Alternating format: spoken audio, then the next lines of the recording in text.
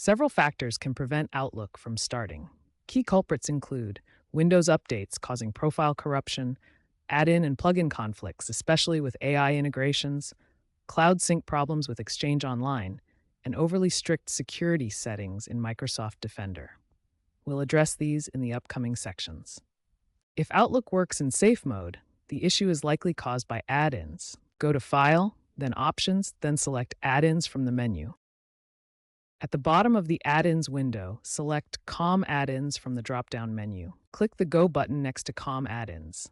In the dialog that opens, uncheck add-ins individually. After disabling each add-in, restart Outlook to test if the issue is resolved. Continue disabling add-ins one by one until Outlook starts normally, identifying the problematic one.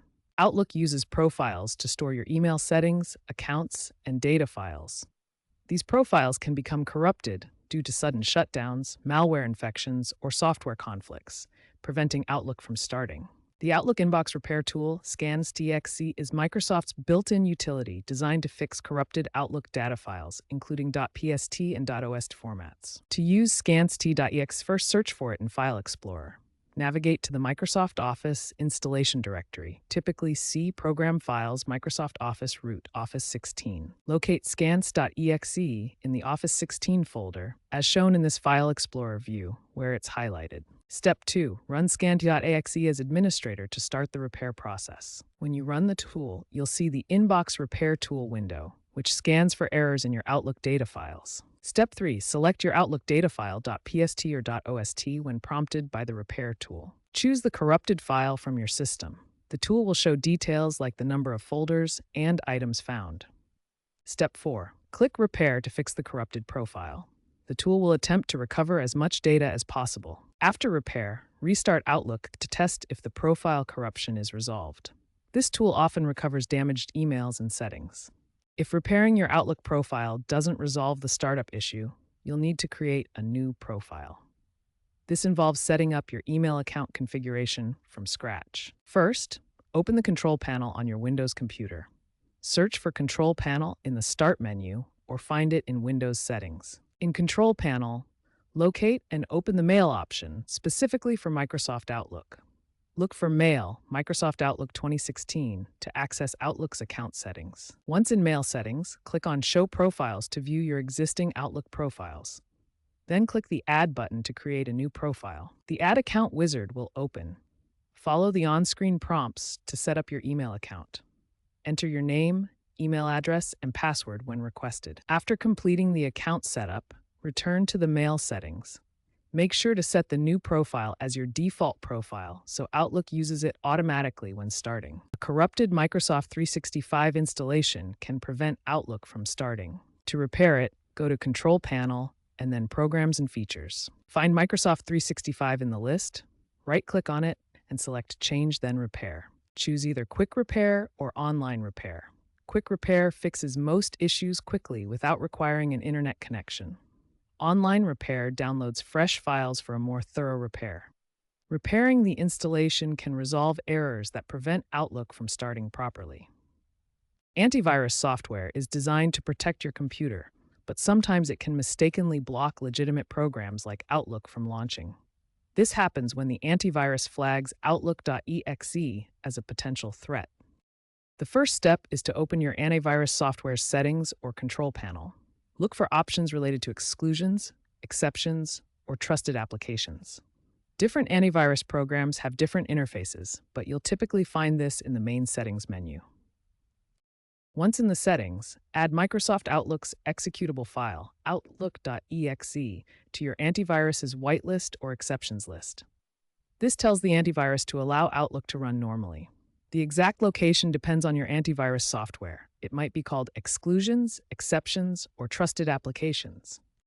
Different antivirus programs have slightly different procedures, so it's important to consult your specific antivirus software's documentation or help section. Common antivirus programs like Kaspersky, Avast, Bitdefender, Norton, and McAfee all have this feature available. After making these changes, restart your computer and try launching Outlook again.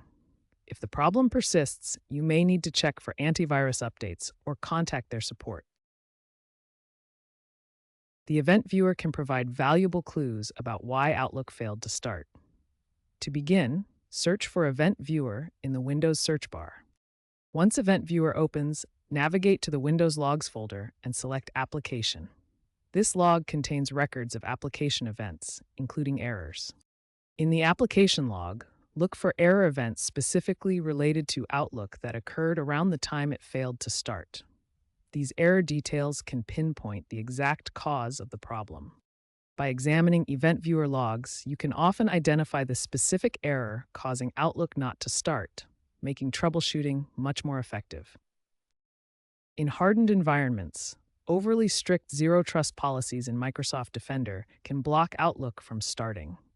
These security measures are designed to protect against threats, but they can sometimes be too restrictive. The Microsoft Defender Settings panel allows you to configure security intelligence, real-time protection, and other anti-malware options. Ensure these are set appropriately to avoid blocking legitimate applications like Outlook. The Tenant Allow Block List section lets you manage exceptions for domains, spoofed senders, URLs, and files. You can add Outlook-related entries here to prevent false positives.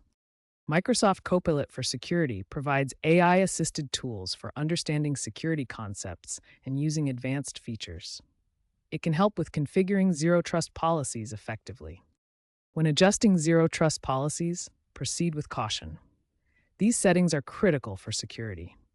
Always consult with your IT administrator and refer to Microsoft's official security documentation for proper guidance. Newer versions of Outlook integrate with AI tools like Copilot to assist in diagnosing and fixing startup issues. Copilot can analyze problems and provide suggested solutions automatically. Look for Copilot features within Outlook's Help menu or Settings. The Copilot Control section allows you to enable AI assistance for diagnostics. Once enabled, Copilot can help identify issues like add-in conflicts or profile problems and suggest fixes. For example, it might recommend running in safe mode or repairing your profile. This AI-assisted approach is still developing as of 2026, but it represents the future of Outlook troubleshooting by automating many diagnostic steps. Proactive prevention starts with keeping your software updated. Regular updates for Windows, Office 365, and your antivirus software contain essential bug fixes and security patches that can prevent Outlook startup issues before they occur. Windows updates address system-level bugs and compatibility issues that might affect Outlook's ability to launch properly. Office 365 updates include fixes for Outlook-specific problems and ensure smooth integration with Microsoft's cloud services. Antivirus updates provide the latest security definitions, preventing malware or conflicts that could block Outlook from starting. By staying current with updates, you prevent crashes through bug fixes and protect against threats with security patches, keeping Outlook running smoothly.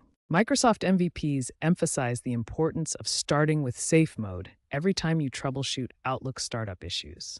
Safe Mode launches Outlook without add-ins or extensions, helping you quickly determine if a conflicting add-in is the cause. This simple step can save time by isolating the problem before attempting more complex troubleshooting. Access Safe Mode through Windows Startup settings or advanced options in the recovery environment. Always try Safe Mode first before moving to more involved fixes like profile repairs or reinstallations.